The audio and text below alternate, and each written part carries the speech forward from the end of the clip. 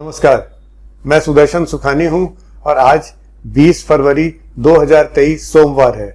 हम हर रोज की तरह आज भी निफ्टी में कल का रुख और अगले कुछ दिनों के रुख की बात करेंगे। आज के लिए ये विचार बनता था कि 17,900 पर एक सपोर्ट बनाए। शुक्रवार को जब बाजार नीचे आया तो 900 पर रुक गया था, तो शायद यहां से हल्की तेजी बन सकती है।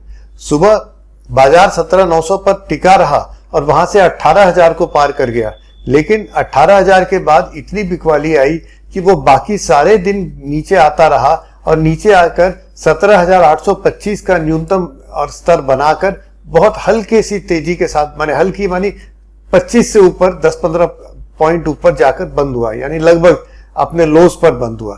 तो जो 17,900 का सपोर्ट हम सोच रहे थे वो सुबह सुबह थोड़ी देर तो रहा और उसके बाद वो टिका नहीं, वो खत्म हो गया।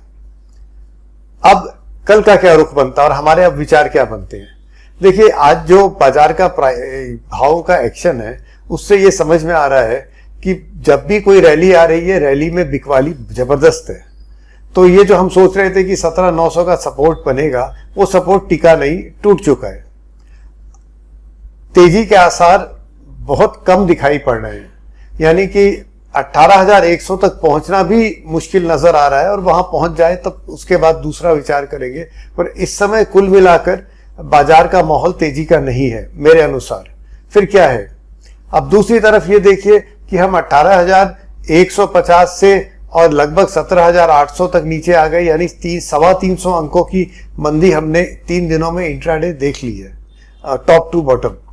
तो हम है ना एक तरह से ओवरसोल्ड भी है। इसका ये मतलब नहीं है कि हम है ना तेजी देख रहे हैं, इसका मतलब ये है कि क्या हम और कल मंदी देख रहे हैं, उस पर एक प्रश्न चिन्ह लग गया। तो कल के लिए मुझे ये समझ आता है कि अगर कहीं जाकर बाजार टिक जाए तो हो सकता है कोई रिलीफ रैली मिल जाएगी। रिलीफ रैली का मतलब है जितना ऊपर जाए और वहां जाकर कहीं रुक जाए तो आपको निकल जाना चाहिए। ये भी तय नहीं है क्योंकि चार्ट्स में ऐसा कुछ नहीं है कि रिलीफ रैली मिलेगी। मैं इसलिए कह रहा हूं कि इतनी मंदी के बाद हो सकता है कि कोई रिलीफ रैली मिल जाए। अगर बाजार सुबह स्थिर दिखाई पड़े और तेजी की तरफ ऊपर की तरफ जाने लगे तो वहां खरीदारी बनेगी, और वो खरीदारी शॉर्ट बहुत इंट्राडे है, आपको निकलना भी पड़ेगा। रिलीफ रैली कहीं भी खत्म हो सकती है। दूसरा, अगर बाजार नीचे गैप डाउन से खुलता है फिर क्या करेंगे? फिर वो प्रश्न चिन्ह है कि इतनी तेजी, इतनी मंदी के बाद क्या बिकवाली बनती है। 15 मिनट का जो रूल हम आपके साथ कई बार शेयर करते हैं उसको फॉलो करूंगा मैं। अगर लो टूटने लगेगा तो कहीं एक स्टॉप लगाकर इंट्राडे सेलिंग भी करूंगा। तो ये इंट्राडे सेलिंग के माने का रुख कम है क्योंकि हम काफी सोल्ड माने बिकवाली हो चुकी है बाजार में। पर अगर मौका पड़ेगा तो वो मौका भी हम छोड़ेंगे नहीं। तो कल है ना ट्रेडिंग इंट्राडे ही हो रही है, तेजी के लिए या मंदी के लिए, ये सुबह का बाजार किसका व्यवहार जो होगा उस पर निर्भर करता है। इसका मतलब ये है कि बाजार का रुख मेरे लिए अभी साफ है नहीं, थोड़ा सा कंफ्यूज्ड है, तभी ये दोनों तरफ की बातें हो रही है। कभी कभी ऐसा हो जाता है, इसको भी एक्सेप्ट करना पड़ता है। इस वीडियो को देखने के लिए बहुत बहुत धन्यवाद। कमेंट्स देते रहिए। जय Hind.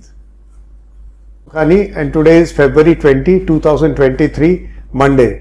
As usual, we will discuss the view for the Nifty for tomorrow as well as for the next few days. Now, the view for today was that on Friday, the Nifty had fallen to a strong support level of 17,900. And if that support holds, then we could see a rally that could go all the way to the next resistance level, which is 18,100. Now, in the morning, the support held very well and we saw a very decent rally in the first hour to crossing 18,000. But around 18,000, massive selling came. And that selling has brought the Nifty down throughout the day to a final low of 17,825, 175 points lower from the morning highs. That's a lot of selling. So clearly my view that we could be seeing a relief rally towards 18,100 was not validated by the market. And once 17,900 was broken on the downside, then the fact that it is acting as support, that also is cancelled. So what is the view? Are we in a downtrend now, or is this a buy on dips market still? That's a fair question. My view is that this is not a buy on dips market anymore. The chances of a crossover of 18,100 resistance are very dim at the moment. You know, markets change every day. So what will happen 2 days later is not something we are discussing. As we speak, it seems unlikely because so much selling is coming at higher levels that every time we see a rally, we will see some selling.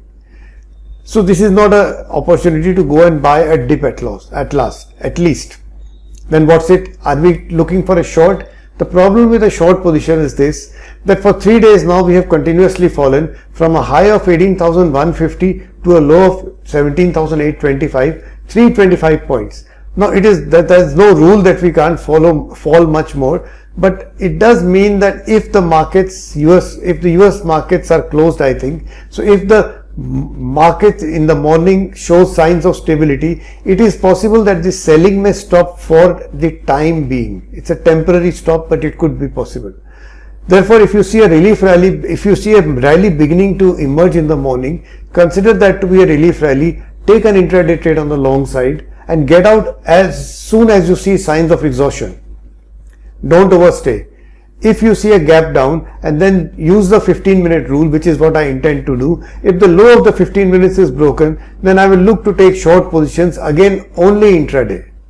Now it is very rare that I am willing to take a long and a short position both on any one day. Of course, it will be only one of them, but I am open to both ideas. This actually tells me that I am not very clear about the trend at all.